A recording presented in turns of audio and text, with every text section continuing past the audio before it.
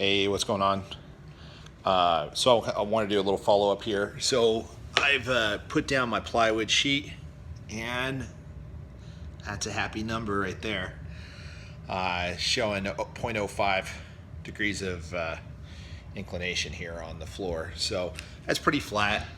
The old school way, the bubble would have looked about the same no matter what, but it's nice to have the digital system. So again, there's my laser still. I'll end up filling that hole in with just a patch.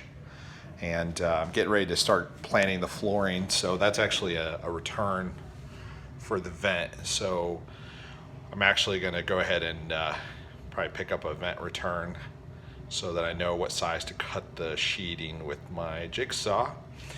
But just to sort of follow up, there's the whole, what ended up needing to be done to get this to be level. There's all my 2x4s. And then you can see the sheeting's on there. I'm still indicating, obviously where my my electrical is. That's what those red chalk marks are. Again, I'm using a 4-inch screw. Here's really why I bought the big box of 4-inch screws, was to go all the way through plywood sheeting. I want to try to make contact with the joist below it. That's why I got some long screws. I have even actually longer. I've got 5.5s, but I probably won't need those. Those are pretty darn big. But yeah, so it's all tied in. It's working pretty well. I'm coming off this corner. I'm going to work my way across and then out, and then when we get out to that blue line right there, that's where we'll start having to figure out how to get that 3/4 inch and less of area we need to make up. I'll probably do it with carpet shims. So anyhow, you can kind of see the finished product. It almost looks like if the joist had like peeked through, like if the joist had actually come through the floor. It kind of looks like that. You can actually see the way they're kind of coming up. And I've used a lot of glue. I had to use quite a few shims to get everything perfectly aligned and square on level. I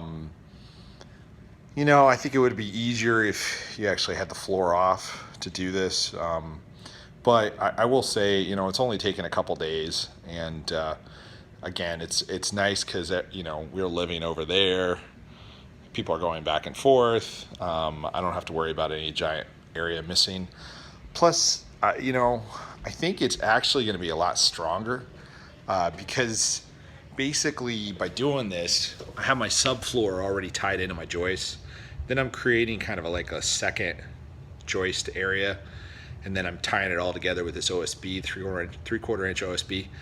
And I will say it's adding a lot of stiffness to the floor that it didn't have before. So it's definitely going to be very, very stiff. I've already been walking on it, and it doesn't even have the 3/4 inch oak, and it's nice. It's feeling pretty good. All right, well, so that's where we're at. I'll keep laying plywood and putting the whole thing together, and then once I get all the plywood laid, I might do another video of how I do the carpet shims, and then we'll lay some flooring and try to tie that whole thing together, and then eventually do like a final video of what it all looks like done. The one area, and this is kind of unfortunate, but this is the way life goes. The room in here is an old living room in there, and the floor is actually in pretty good shape. It's obviously got the same sag in the floor. I don't really want to take this project any further into that room because there's a fireplace and a bunch of built-in molding that's already been built with that sag in mind. So a lot of the fireplace and the molding is about 150 years old, so it's got a lot of character, and I don't really want to rip everything up. So we're probably just going to use this little archway that they've got here as a way to transition that slope. It's kind of crazy here. if you look at it, here it's almost at grade. It may be like 3/4 inch low, but you go down towards that end and it's almost like two inches low. But again, I think basically what I'm going to do in order not to have to rip up the whole front room is a similar thing to what I did here, where I have a shim that's a little more pronounced on one side, and then as you work your way across, now this is a lot wider, you just bring the shim out to a much lower level. So hopefully that'll work over there.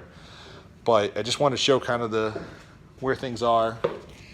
Everything's tied together, and kind of give you an update. All right, I hope this helps someone out there. Good luck.